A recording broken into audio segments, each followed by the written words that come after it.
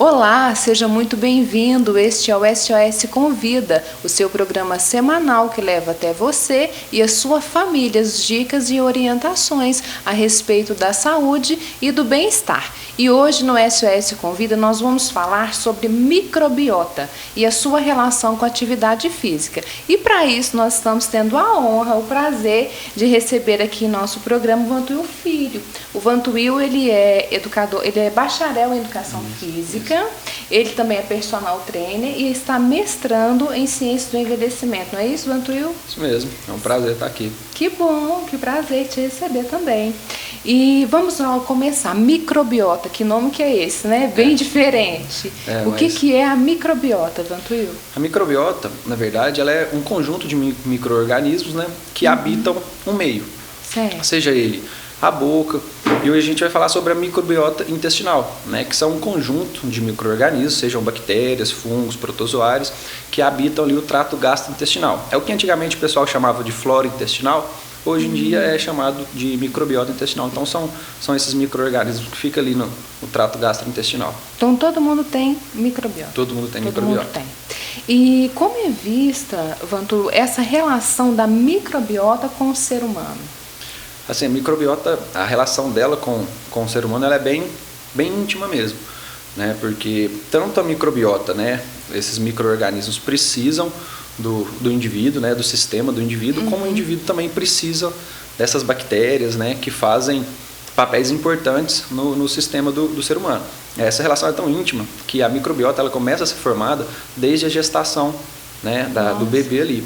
O tipo de parto, se é parto natural, se é parto cesariano, influencia na formação da microbiota. Tipo de amamentação, os hábitos dos pais, da criança, a alimentação. E essa microbiota vai tomando forma e vai também influenciando na saúde dessa criança, né, e do indivíduo até a sua morte. Então essa relação é bem íntima mesmo, desde quando nasce até para o final da vida. Até o final da vida. Você falou que, dependendo do tipo de parto, a microbiota ela fica diferente, ela pode influenciar. De que maneira? Eu achei interessante essa parte, por exemplo, se é uma cesariana ou se é um parto normal, pode evoluir, pode ter tipos de microbiota diferentes? Seria isso? São bactérias, né? Esses micro-organismos que ali habitam, dependendo do tipo de parto, pode ser. Por exemplo, a gente tem vários tipos, né?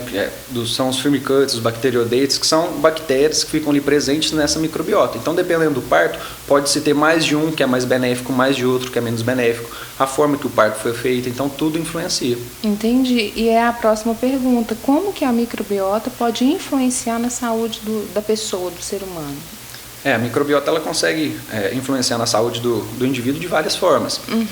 Por exemplo, a microbiota, ela libera substâncias que quando você tiver, né, com aquela microbiota ali em desbiose, desbalanceada, digamos assim, né, essas substâncias elas podem cair na corrente sanguínea e podem causar prejuízo à saúde. Por exemplo, a gente tem o lipopolissacarídeo, que é liberado através da microbiota, né, das bactérias intestinais, que quando a parede do intestino está prejudicada, ela consegue se translocar, né, sair de dentro do intestino para a corrente sanguínea. E tem estudos que mostram que essa liberação, né, acontece dessa substância, acontece uma cascata de reação que está associada com o aparecimento de doença cardiovascular. Nossa, né? Isso é preocupante. Tem outras substâncias também, como a trimetilamina, que quando cai para a corrente sanguínea é oxidada no fígado, que também tem relação, né, quanto mais essa substância em excesso, né, na corrente sanguínea, ela está associada com o aparecimento também de doença cardiovascular, então consegue interferir diretamente na saúde do indivíduo. A microbiota também, ela é chamada hoje em dia de segundo cérebro, né? E isso não é exagero não, porque 90% da serotonina, do neurotransmissor serotonina, é produzido no intestino. Né? E a serotonina está ligada totalmente à depressão. Né? Então, se a gente não tiver ali uma microbiota bem balanceada, esse indivíduo pode ter, né, prejuízo nessa produção desse neurotransmissor e ter prejuízo na saúde. Então, essa relação ela consegue sim interferir e muito na saúde do indivíduo. É bem íntima mesmo. E você falou, e como que o indivíduo pode fazer para que ele mantenha essa microbiota saudável? Vamos dizer assim, saudável entre parênteses, que ela não venha a prejudicar, por exemplo. São hábitos, se alimentar melhor, descascar mais e abrir menos, né, coisas mais naturais, práticas de atividade física, não fumar, bebida alcoólica, são todas essas práticas assim corriqueiras que levam a boa vida, digamos assim, né, uma boa saúde, que interfere positivamente na microbiota também. E tudo isso que a gente já sabe, e muitas vezes não fazemos, justamente, né? E aí nós dissemos agora há pouco que a microbiota interfere na saúde do indivíduo. E o indivíduo, ele interfere na saúde da microbiota? Sim, a saúde, assim como a microbiota consegue interferir na saúde do indivíduo, o inverso é verdadeiro. A saúde do indivíduo consegue influenciar na microbiota. Por exemplo, na obesidade, a obesidade hoje ela é entendida como uma doença, né, de perfil inflamatório, então deixa o sistema do indivíduo mais inflamado, e a microbiota ela é super adaptativa. A gente sempre pensa que a microbiota está a nosso favor, sempre nos ajudando, mas nem sempre. A pessoa, por exemplo, que tem obesidade, a microbiota se adapta para ajudar essa obesidade, né? Por exemplo, a gente vê aí que em pessoas obesas, a microbiota, né, libera substâncias que, depois de algumas cascatas de reações, fazem com que a liberação de leptina seja diminuída, né, que dá aquela sensação de saciedade.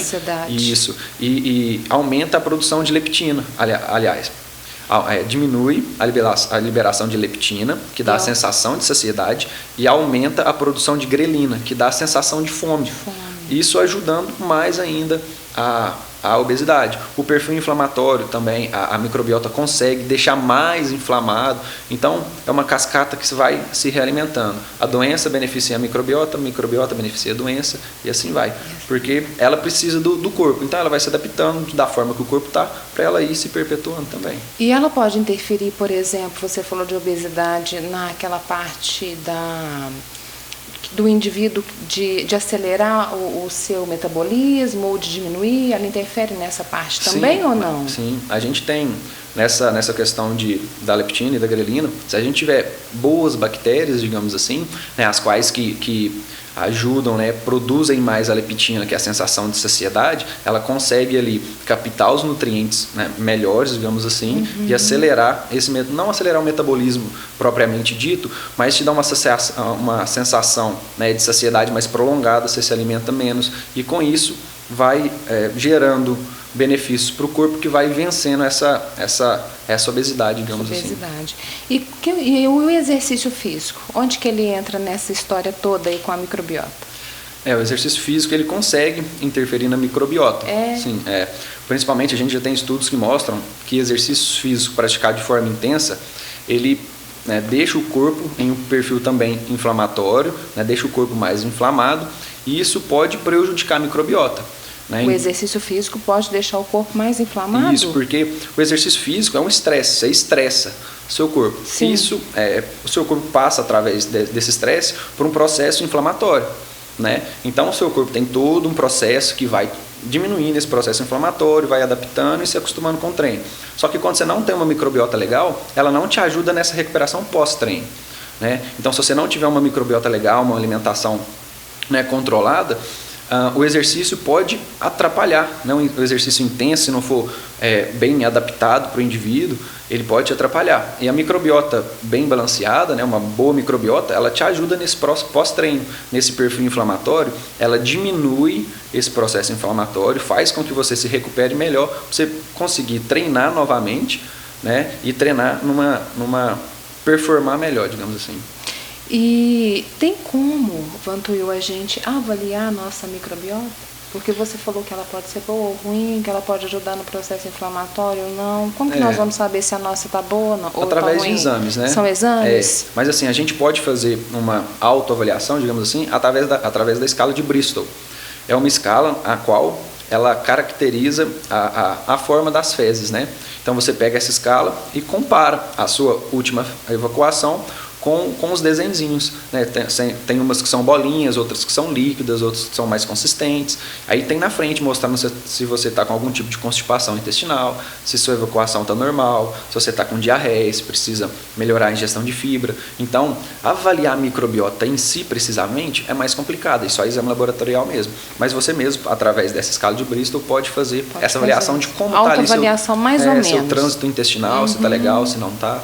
E o exame é o de fezes. É o de fezes. É o de fezes, né?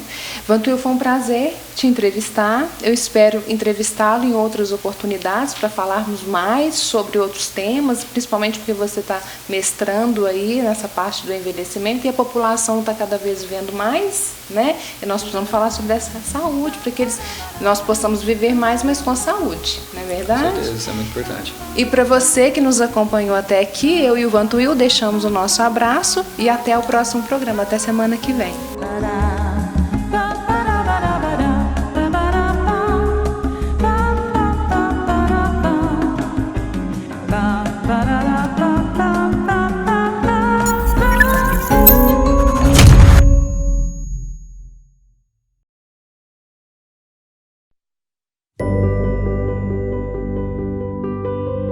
Nós, da SOS do Câncer, entidade civil sem fins lucrativos com sede em Divinópolis, atuamos desde 2010 junto a famílias de diversas cidades do estado de Minas Gerais, amparando pacientes com câncer e crianças com enfermidades raras que apresentam dificuldades para realizar seus tratamentos, visando o seu bem-estar de sua família através de ações complementares. Nosso trabalho, por meio de uma equipe multiprofissional, engloba o apoio e a orientação social, além do fornecimento de fraldas, custeio de exames de urgência, medicamentos não ofertados pelo Sistema Único de Saúde, como sondas, coletores, suplementos alimentares, dietas nutricionais, empréstimos de cadeiras de rodas e cadeiras para banho.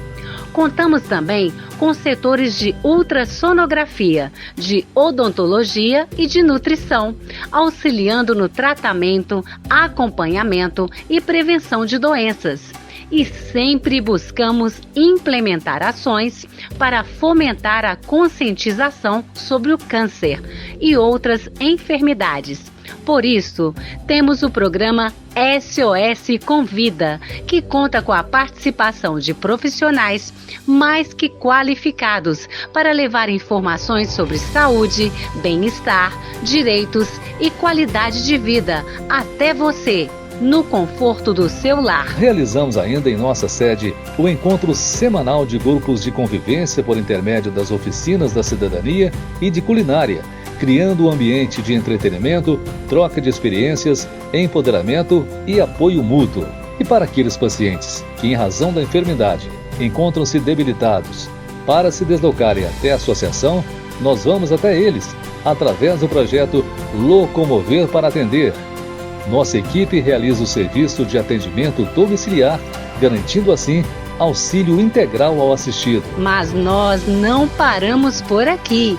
Buscamos incessantemente a ampliação dos nossos serviços e, por isso, hoje possuímos o ônibus rosa, equipado com mamógrafo digital, que percorrerá todo o estado de Minas Gerais, oferecendo exames de mamografia de forma totalmente gratuita, pelo projeto Divas da Mama. Com isto, fica claro que o nosso desejo é amparar a população mineira, proporcionando alternativas capazes de minimizar os fatores que dificultam o acesso às famílias aos seus direitos básicos à saúde, estando sempre de portas abertas para voluntários, visitantes e novos colaboradores que, como nós, estejam comprometidos com esta causa tão nobre, a vida. Nossa missão: amparar adultos e crianças que convivem com o câncer,